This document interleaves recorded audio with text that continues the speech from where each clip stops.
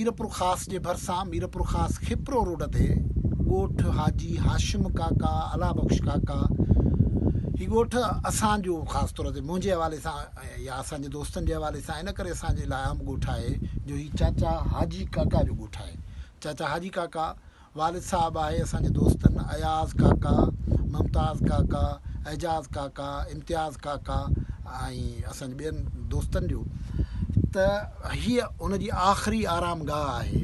हिते असीं मुख़्तलिफ़ वक़्तनि ते ईंदा रहूं था पिया। हिन आख़िरी सफ़र में बि असीं खोड़ दोस्त आयासीं।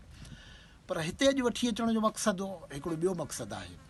चाचो हाजी काका हिकिड़ो सूफ़ी मंश हुयो। उन सॼी ज़िंदगी बिना फ़र्क़ु जे असां ॾिठो त सभिनि माण्हुनि जी ख़िदमत कई।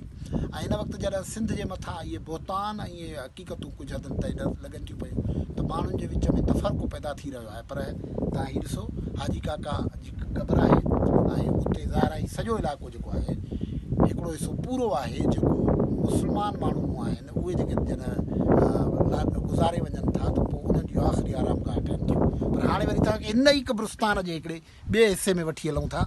हिन पासे ॾे तव्हां हीउ ॾिसंदो पुठियां मड़ियूं ठहियल आहिनि। हिन ई ॻोठ जा रहंदड़ ग़ैर मुस्लिम आहिनि जिन में मेघवाड़, कोली, भील ऐं ॿियूं कम्यूनिटीज़ जा माण्हू आहिनि। उहे इन साॻे ई क़ब्रिस्तान में गॾु दफ़न थियनि था पिया।